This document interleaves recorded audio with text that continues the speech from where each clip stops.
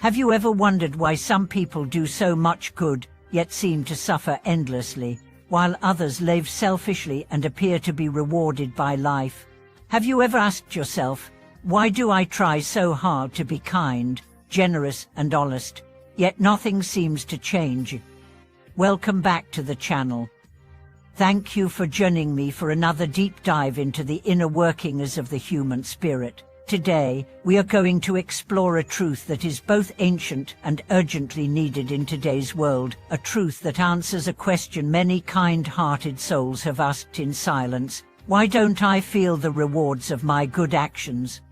The answer is not in the doing, it's in the dedication, what spiritual traditions call merit dedication, or offering the fruits of your action. You see, goodness is powerful. Every kind thought, every compassionate deed, every selfless gesture generates a ripple of positive energy in the universe.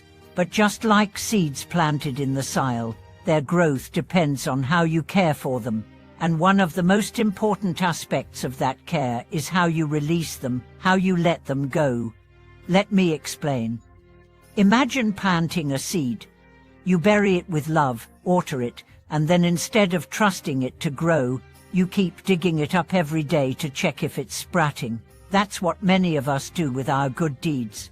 We perform them, but then we attach expectations. This should bring me happiness. They should appreciate me. Life should reward me. And when that doesn't happen, we feel betrayed. The action itself was pure, but the attachment pollutes it. The energy gets tangled in ego, expectation, control. Dedication, in its highest sense, is the practice of letting go after you've given your best. It's saying, may the goodness I've created benefit all beings, including myself, in whatever ways most needed. It is an act of surrender, of trust, of spaciousness. Let me tell you about a social worker in her late 30s. She dedicated her life to helping underprivileged children, but after a decade of service, she found herself burnt out, frustrated, and questioning whether it was all worth it. I give everything, she said, but I feel empty. A wise mentor asked her, when you help someone, do you hold on to the outcome? She paused. I guess I do. I want them to succeed. I want to know I made a difference. The mentor nodded. That's noble, but that's also your suffering. Dedicate your actions and then let them go. You're not responsible for the harvest, only for the sowing. Mai began to shift her mindset. Every night, she would sit quietly and dedicate her day, and may the energy I offered today ripple outward in ways I cannot see. But slowly, her joy returned. She no longer needed to measure results. She could rest in the giving. That's the power of dedication. It's not just a spiritual technique. It's a way of protecting your energy, of liberating your heart. Let's take a closer look at why it works. When you hold on to your good deeds, you subtly tie your identity to them. I am good because I did this. That may feel empowering at first, but it also makes you vulnerable. If someone rejects your kindness, it feels like they're rejecting you.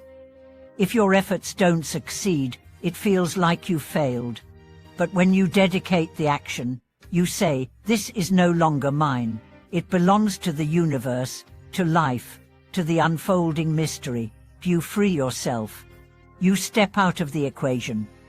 And in that emptiness, something beautiful happens: peace. Now let's explore this through another lens. In Buddhist tradition, merit is the energy generated by wholesome actions, generosity, morality, meditation. But unless that merit is consciously dedicated, it can remain dormant. Dedication activates it. It's like switching on a light.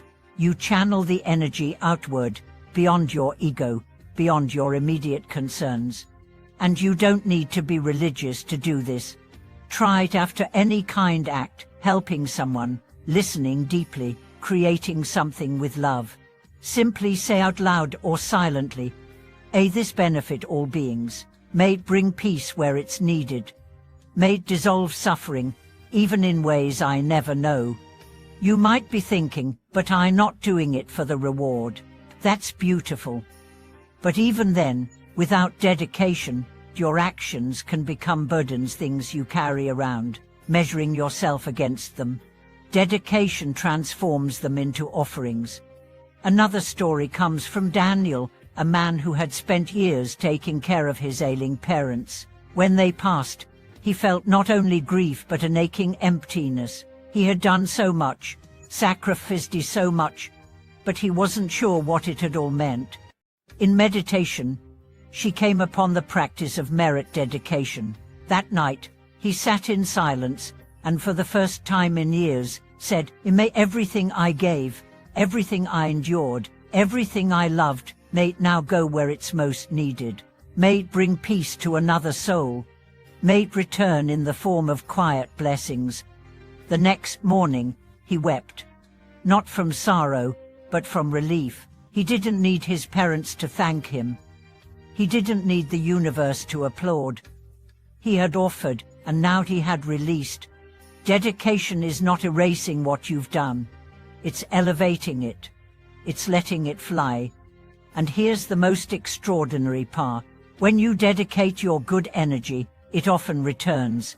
Not always in the form you expect, but in unexpected kindness, in sudden clarity, in deepened resilience, in subtle joy. It's as if the universe, now freed from the weight of your expectation, can finally respond not with transaction, but with grace. Let's practice now. Think of one good thing you've done recently. Maybe it was unnoticed. Maybe it wasn't appreciated. Maybe it didn't yield the result you hoped for. Bring it to mind. Hold it in your heart. And now, quietly say, "May the goodness of this act bring light to where it is most needed. May it serve life in ways I cannot predict. May it return as healing to me and others." Breathe. Feel the release. Feel the expansion. This is how we transform bitterness into blessing. This is how we protect our kindness from corrosion. This is how we keep giving without burning out. And in a world that often tells us to look out for ourselves, to measure worth by results, this practice becomes revolutionary. Because it reminds you that your value is not in what you get, but in what you give, and how freely you let it go. Thank you for watching this video. If this message brought you clarity or comfort, please like, comment, and subscribe. Share it with someone who gives a lot but struggles to feel seen or supported. And tell us, what are you ready to dedicate today? Until next time, may your heart remain generous, your actions intentional, and your spirit light. The more you give with love and let go with faith, the more life will give back in its own perfect way.